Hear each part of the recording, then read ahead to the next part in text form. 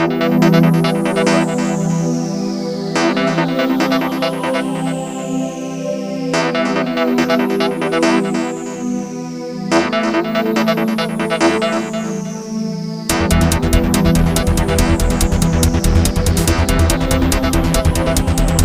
araw mga ka-Usoil. Kung gusto mo rin magkaroon ng kaalaman sa paggawa ng Calandius oil, narito ang mga materyales na ating kakailanganin sa pagbuo ng heavy duty single burner. Pangunahin na sa ating frame na welding ko na ito at naka-ready na. Ang pinakasukat natin dyan ay 45 cm by 30 cm. Ang pinakataas niya ay 16 cm lang. Gumamit tayo dyan ng 1.5 na angle bar, yung makapal pang heavy duty. Next natin itong pinaka burner at chamber niya. Gumamit tayo dyan ng 4 inches na tubo. Ang pinaka cut ko niyan ay 8 cm lang. Ito naman pinaka burner niya 1 inches. Naka-ready na yan at may mga butas na welding ko na rin. Kakabit na lang natin sa ating frame. Meron ako ditong pinaka-sample ng pinaka-burner niya. Yung pinaka-sukat ng mga butas. Yan, mula sa baba, 2 cm lang. 8 piraso yan, 4 na straight at 4 na naka-slant pababa. Next natin itong pinaka-gitna, 4.5 cm. 4 na piraso yan, ang butas niya na puro straight lang. Gumamit tayo dyan ng 2 mm na drill bit. Next natin itong pinakataas. 8 piraso yan. Gumamit tayo ng 1.5 na drill bit. Ang pinakabutas niyan, pa-slant, pataas. Nasa iyan kung dadagdag mo pa ng 8 piraso dito sa pinakataas niya. Narito ang pinakasample ng burner ko at mga sukat ng mga butas niya. Next natin itong pinakadaluyan ng hangin. Kabitan ng 1 inches yung ginamit natin dyang GI pipe. Dito natin ikakabit yan sa bandang ilalim. Meron ako ditong elbow. Yan. Yan natin ikakabit yan. Pwede rin kayo mag-cut ng pinaka 45 niya. Yan. Diyan natin ilalagay yan. Nasa iyan kung gusto mo i-adjust yung pinaka elbow niya.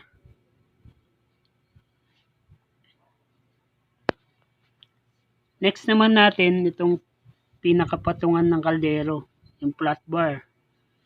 Yan, 4 na piraso yan. Nakat ko na rin yan. Ang pinakasukat ko dyan ay 13 cm lang. Meron din yung cut dito para sa patungan ng kaldero. Gumamit tayo dyan ng makapal na flat bar. Next naman natin itong pinakatangke niya. Gumamit tayo dyan tubular na 2 and 2x3. Pinakasukat natin dyan ay 30 cm lang para sakto lang sa ating frame. Yan. Naikabit na rin natin pinakagripo niya at na-welding na rin natin. Dinikatan na rin natin para siguradong walang leak. Yan.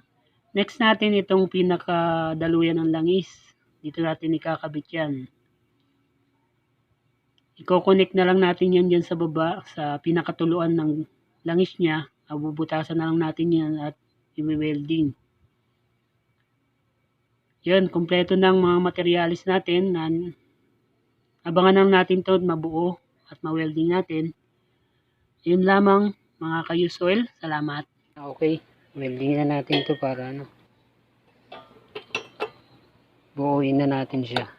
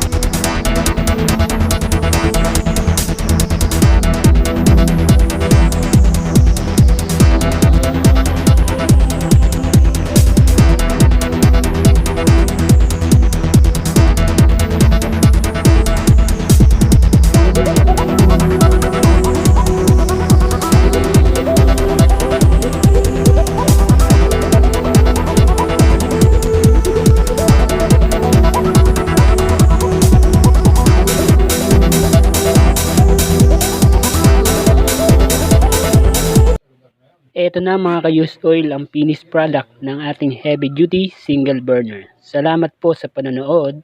Bye-bye!